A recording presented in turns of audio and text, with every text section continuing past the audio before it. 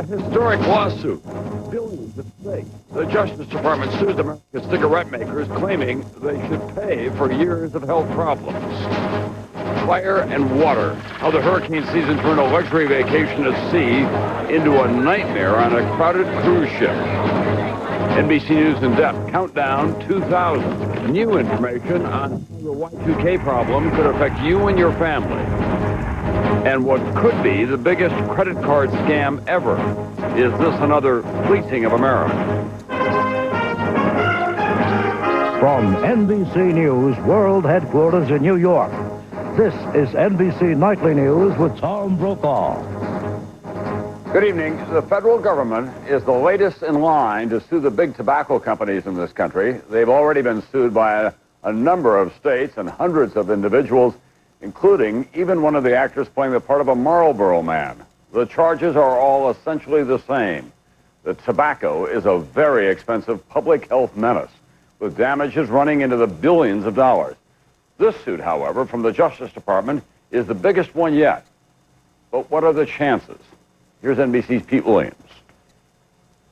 The companies that make nearly every cigarette smoked in America hit today with a lawsuit from the nation's largest law firm, the U.S. Justice Department, accusing them of consistently lying about the danger of tobacco to keep smokers addicted. It has been a campaign designed to preserve their enormous profits, whatever the cost, in human lives, human suffering, and in medical resources. Today's lawsuit says tobacco companies first agreed 45 years ago to do everything possible to cover up the hazards. They repeatedly and consistently denied that cigarettes are addictive, even though they have long known and deliberately exploited the addictive properties of nicotine. The lawsuit demands that the industry pay up for what the federal government spent to treat smokers on Medicare, in veterans' hospitals, and uniformed and civilian members of the military. How much? No estimate yet, but potentially hundreds of billions. It's going to be a big deal because it encompasses a lot of people who were potentially injured and by tobacco, and whose injury then was levied upon the government in the form of health care expenditures. The tobacco companies today ridiculed the lawsuit. An industry lawyer says it's absurd for the same government that puts warning labels on cigarette packs, charges a tax on sales, and subsidizes tobacco farmers to now say it's the victim of industry lies.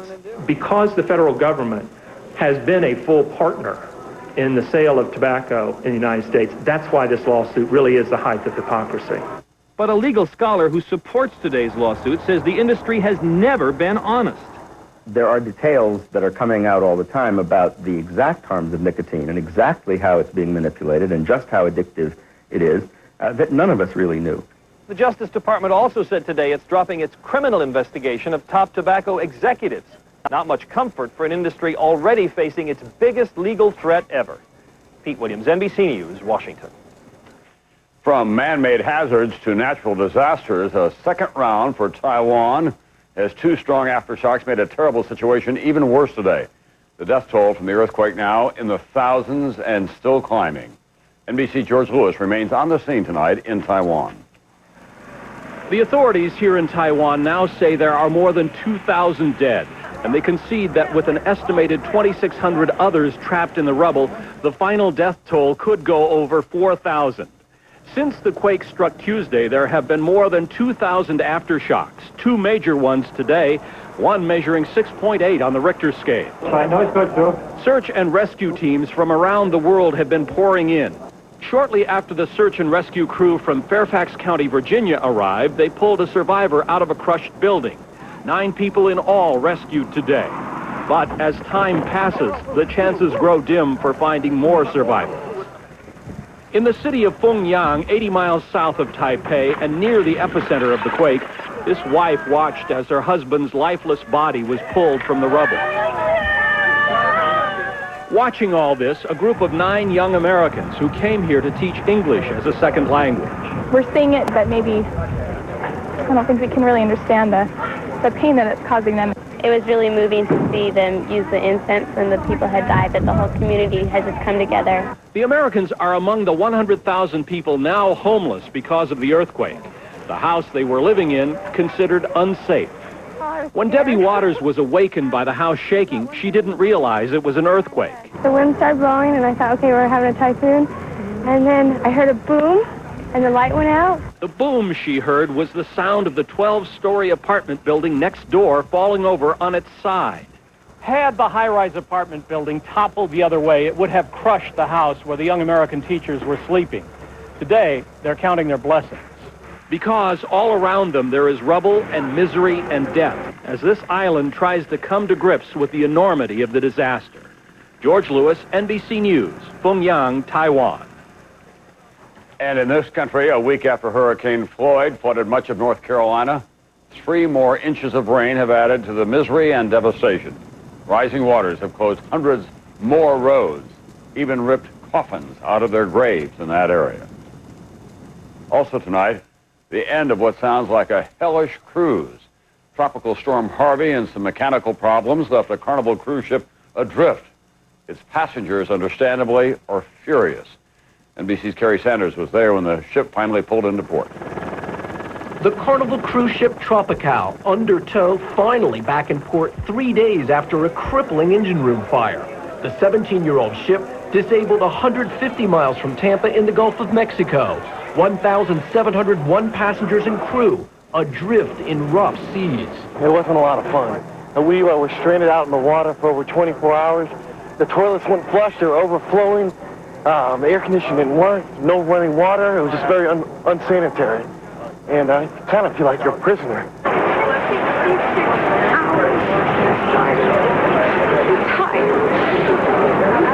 Passengers say the trouble begins when fire breaks out late Sunday. Doors automatically close, shutting off escape routes. Carnival says the doors work as designed, but passengers complain of panic and confusion throughout the ship. There was a child up on deck without a life jacket, and this man goes, sir, to a crew member, can we please get a life jacket for this child? He says, if you want to go find a life jacket, you go right ahead. I'm not going back down there. After the fire, passengers say just about everything that could go wrong did. No toilets, every toilet overflowing. You imagine the stench in that ship. This is the second fire to disable a Carnival cruise ship in 2 years. One fire, of course, is one too many, but these things can happen. I think the real issue is that we don't have any major injury or death because of any incident, anything like this. Tonight, the Coast Guard is investigating the cause of the fire, and Carnival has promised all passengers a full refund plus a free ticket for another cruise. Kerry Sanders, NBC News, Tampa. When we come back, 100 days and counting. NBC News in depth tonight. The new big report on the year 2000 computer problems, Y2K. How bad will they be? There will be individual problems that will arise. The sheer magnitude makes that absolutely inevitable. Countdown 2000. How will Y2K affect you and your family? And tonight, the fleecing of America. Was your credit card number one of the millions sold to a convicted felon? Now an important tool to defend yourself against heart disease and some cancers is in your hands. Because now studies confirm that eating whole grain foods like Total, Wheaties, and Cheerios as part of a low-fat diet may reduce your risk of heart disease and certain cancers. Most cereals are not whole grain, but all of these from General Mills are. Look for this seal to be sure and help defend yourself against heart disease and cancer. Why nasal cramps? Look at me. I'm not sneezing, but I'm not drowsy. I'm not stuffy, but I'm not jittery. Nasal cramps incredible. It prevents allergies with none of these side effects. Nasal cramps. The best way to stop suffering is never to start. Nobody does it like you. Boy, they love to play horsey. So your carpet better be deep down clean. And for that, you need Hoover. Hey, you want the best, partner? Introducing the Hoover Steam Vac Wide Path. It sends hot water surging through 6 rotating brushes to stir up and pull out deep down dirt the way no other carpet cleaner can. Hoover! If you want clean, deep down you want Hoover.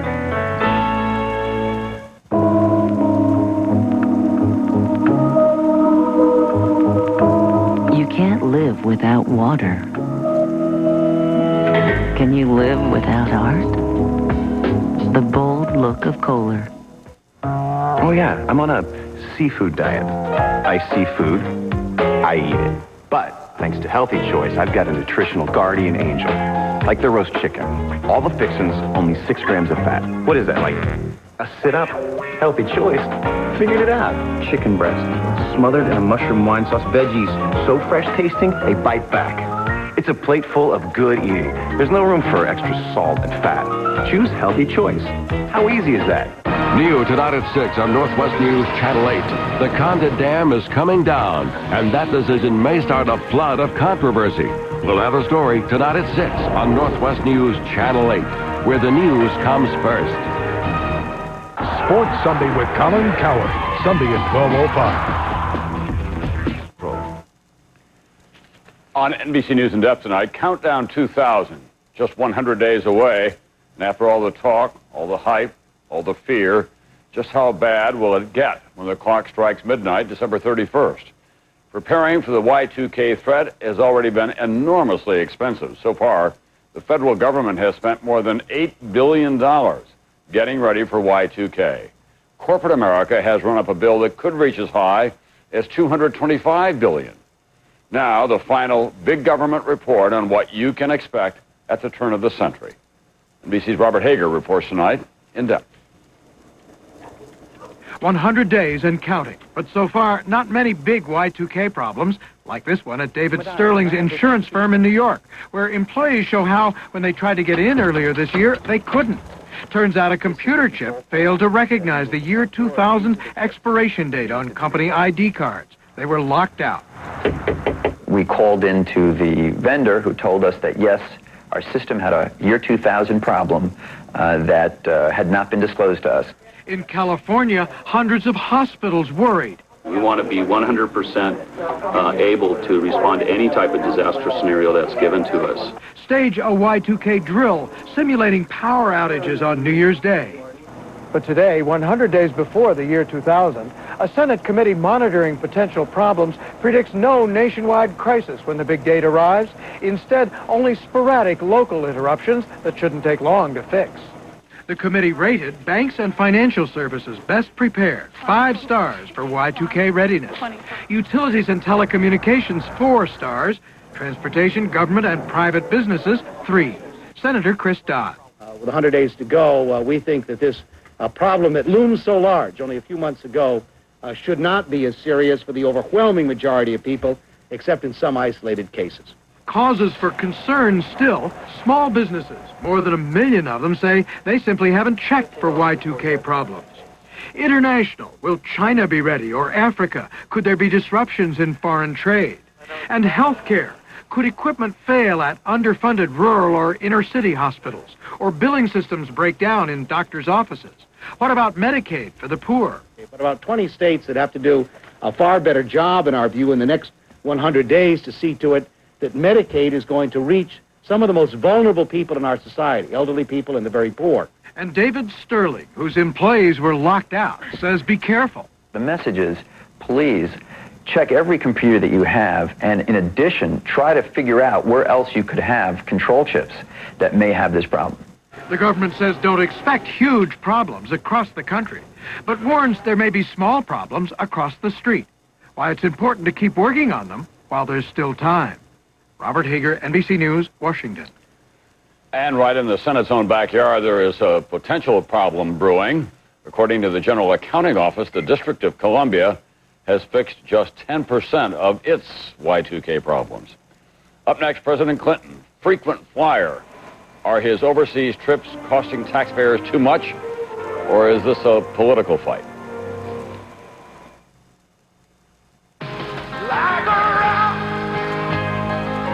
We thought of them when we gave it a more powerful V8 than any top-selling Ford or Dodge pickup. We thought of them when we gave it a bigger extended cab than Ford F-150 or Dodge Ram. Maybe that's why Motor Trend thought of us. The new Chevy Silverado. It's the truck. The Motor Trend Truck of the Year. Want to color your gray beard or mustache and look natural? Get Just for Men Gel. You look so natural, no one can tell. With Just for Men Gel. Brush in and in 5 minutes, gray is gone. No one can tell. With Just for Men Gel. Mentadent's new Surround toothbrush isn't for everyone, just people who think every tooth deserves special attention. Its outer base moves while its bristles wrap and surround teeth for a clean so complete you can feel it. New Mentadent Surround, meant to be different. A lot of people have allergies. I have multi-symptom nasal allergies. It's the sneezing, itchy, runny nose, the nasal congestion. It's all of it. I told my doctor, I've had it. I want an allergy medicine made for my kind of allergies. He prescribed multi-symptom Flonase. Flonase nasal spray once a day relieves all nasal allergy symptoms all day and night. All it takes is Flonase. The #1 prescribed nasal allergy spray. Even kids as young as 4 can use Flonase. For best results, use daily. If side effects occur, they are generally mild and may include headache, nosebleed, or sore throat. Call to learn more. Ask your doctor about multi-symptom Flonase. When you get it all it takes is Flonase. If heaven were a beach, you'd have the bluest skies, the warmest waves, and Red Lobster's ultimate feast. Lobster tail, snow crab legs, shrimp scampi, and golden fried butterfly shrimp. Escape to Red Lobster. Shannon Sharp, please, has always talking trash. You're paying, baby! He's always trying to get inside your head. Seahorse, you don't know your elbows from your... And sometimes, he can get downright nasty. I bet you pay transaction fees on your mutual funds. Your mama pays full commission. You know how to calculate a PE ratio? When we created a smarter kind of investment firm, How diversified is your portfolio? we created a smarter kind of investor. You can't even spell Dow Jones. Woo! Okay, guys, let's get this right. To calculate a PE ratio, you divide the stock price. Friday, the last summer concert of the year, live outside Studio 1A. Sting, brought to you by the incredible edible egg, only on Today. It's like Today, only later. Later today, weekdays on NBC.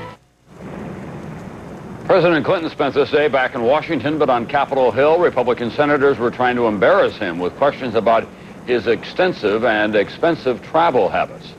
GOP critics are saying his overseas trips are way overboard and wasting taxpayers' money. Joining me now with more on all of this is NBC's David Bloom at the White House tonight. David, what's going on down there? Tom, Republicans charge that the president is spending too much time and money traveling overseas. They point to a new government report showing that just 3 presidential trips last year cost taxpayers more than $72 million. Tonight, it is Mr. Clinton who's in Republican sights. His trip to Africa last year, they charge, was little more than a costly boondoggle by a globe-trotting president. In all, 1,300 people traveled to Africa. 1,300 people in an advance party. That's ludicrous. Looking for ammunition, 3 Republican senators, Thomas, Craig, and Sessions, asked the General Accounting Office to study 3 recent presidential trips. According to the GAO, Mr. Clinton's trip to Chile cost taxpayers $10.5 million, China $18.8 million, and for 12 days in Africa, a whopping $42.8 million, not including Secret Service costs. It seems to me that's an awful high price tag to pay for an apology. Senator Craig's remark, a reference to the president's expression of regret while in Uganda for America's role in the slave trade, today drew the ire of Democrat John Conyers. Well, of course it's racially insensitive. The report itself does not suggest any impropriety. On the president's $43 million trip to Africa, for example, the GAO says 2/3 of the money, $29 million, was spent airlifting 13 military helicopters there, establishing 4 maintenance support teams, and temporary medical evacuation units, all typical presidential expenses in such a far-flung place. Still, Republicans say Mr. Clinton has traveled far more extensively than his predecessors, 186 days compared to 84 for Ronald Reagan. But Mr. Clinton isn't Washington's only frequent flyer. Take Senator Sessions, for example. Over the past 14 months, he's spent 24 days traveling overseas at government expense to a dozen different countries. Even as Republicans attempt to politicize the issue, President Clinton still has tentative plans to travel before he leaves office to India, Pakistan, Turkey, Greece, Vietnam, Bulgaria, and perhaps a return trip to Africa. Tom? Thanks very much, David Bloom at the White House tonight. Well, President Clinton isn't the only one coming under fire for what some think is excessive spending. The Senate Majority Leader, Trent Lott, a Republican, is accused tonight of old-fashioned pork barrel spending in his home state. NBC's Lisa Myers with more on that now. This is the story of an expensive ship the Navy didn't even ask for, to be built at this shipyard in Pascagoula, Mississippi. A shipyard so close to the most powerful Republican in Congress, he can see its giant cranes from his front porch. Senate Majority Leader Trent Lott decided for the Navy that it does need a new version of this helicopter assault ship to launch Marines in times of trouble. So this summer, Lott got the Senate to steer $500 million for the ship project to the shipyard in his hometown. But at first, the House torpedoed it. Then, when Lott persisted, the House asked the Navy how much it really needs to launch Lott's project. The Navy answered $295 million.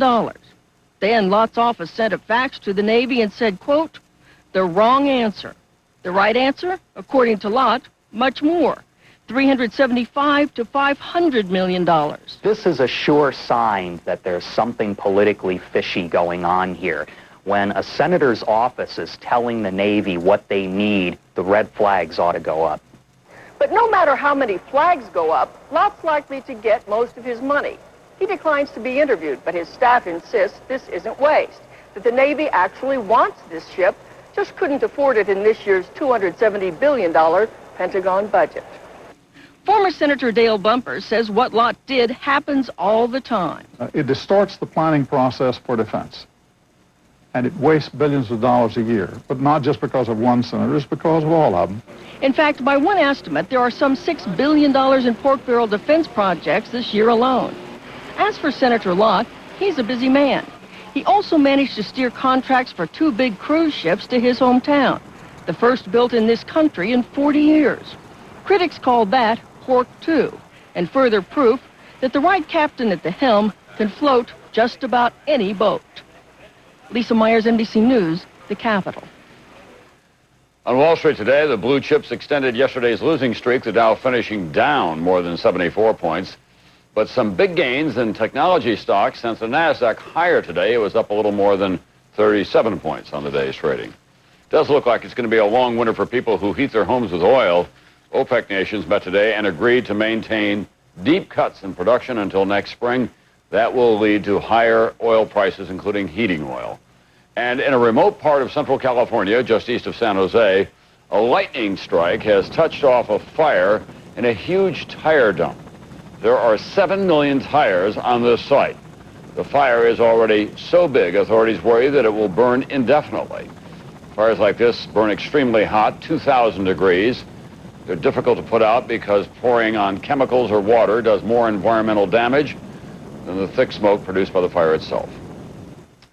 I'll be right back. Another fleecing of America.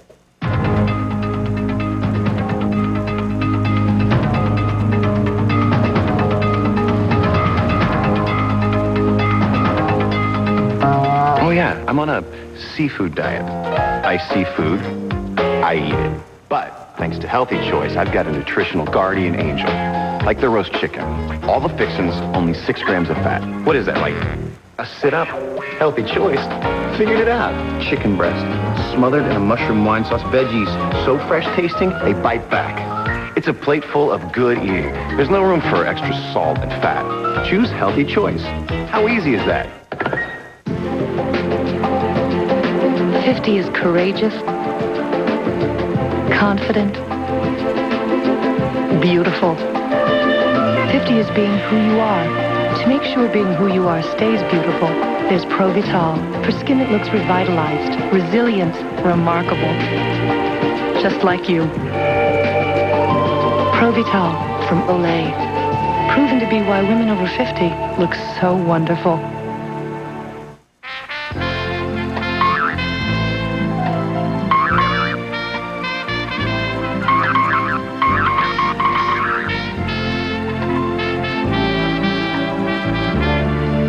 Fortunately, there's Nasonex nasal spray, an effective nasal allergy prescription medicine taken once a day to relieve nasal allergy symptoms, indoors and out. Now that's wonderful. The most common side effects were headache, viral infection, sore throat, nosebleeds, and coughing. Raisin Bran, huh? Yeah. Hey, what's going on? That Raisin Bran has less than half your folic acid for the day. Even less of your zinc. That's a weenie breakfast, Frank. There's almost no vitamin E at all. Looks like you need total Raisin Bran. Just one bowl gives you 100% of 10 important vitamins and minerals you need for the day. No other Raisin Bran comes close. Attaboy, Frank. sand this room for my spoon. Total Raisin Bran, Total Cornflakes. What are you getting for breakfast? I know you've all heard the testimonials and you're saying, yes, Gene, by unleashing the power of visualization, I can change my life. But what, Gene? What can I visualize to become a leader? A giant among my peers, while achieving a sense of inner calm. Close your eyes and picture yourself as this. The Accord from Honda. It's one powerful car. They're always in the spotlight, and now there's a show that shines as brightly as they do. Headliners and Legends with Matt Lauer premieres Monday on MSNBC. CNBC's Maria Bartiromo brings what she heard on the floor to Street Signs. Then Ron and Sana takes you to the closing bell. Street Signs, weekdays at CNBC. Now, the fleecing of America. How a good idea went bad. This is about credit cards. Maybe your credit cards. Those credit card numbers, after all, represent your hard-earned money, but what if they wind up in the wrong hands? That's happened before, of course. But what if your bank actually handed them over? NBC's Dan Lothian tonight on this fleecing of America. What happened to retired Air Force Colonel Ed Zampa sounds like an all-too-familiar ripoff. His credit card was charged for something he didn't buy. The fact that somebody out there literally stick their hand in my pocket and take away something that I had worked for. But the way it happened to Zampa and 900,000 other victims around the world is what makes this what some call possibly the biggest credit card scam in history. Here's what happened. This California bank, Charter Pacific, routinely sold credit card numbers to businesses. Why? It was actually to reduce fraud. Merchants who rely on credit card sales would use those numbers provided by the bank to weed out bad customers. So far, so good, until the bank sold almost 4 million credit card numbers to this man, Kenneth Taves, who was convicted in 1980 for accessory to murder, and 2 years ago he was convicted of counterfeiting. And now he's accused of using those numbers to bill 900,000 customers for services they never ordered, $45 million worth. It's outrageous, of course, that this would happen. A bank should never be selling your credit card information to anyone. Outrageous? Maybe, but not illegal. Charter Pacific says it never checked Taves' criminal background. It's not required to. And in a written statement to NBC News, the bank's president says its practice of selling credit card numbers was provided entirely as a vehicle to prevent fraudulent activity. So what exactly is Taves accused of doing? He owns a number of internet pornography sites. He allegedly charged hundreds of thousands of those credit card accounts for bogus membership fees to his sites. Doug Wolf, Federal Trade Commission. You're talking about a lot of charges at $20 a pop all around the world. The American Bankers Association says this practice of selling credit card numbers is not widespread. As for Charter Pacific, it says it stopped altogether and will refund money to victims. As for Taves, he's in jail on a related charge while awaiting trial in this case. And finally, retired Air Force Colonel Ed Zampa. He says he doesn't like being a part of this fleecing of America and wishes he could have settled this himself. If I could have had the perpetrators in this room, there would have been no need for court action. Dan Lothian, NBC News, Los Angeles. That's Nightly News for this Wednesday night. Don't forget Dateline tonight at 8, 7 Central. I'm Tom Brokaw, and I'll see you back here tomorrow night.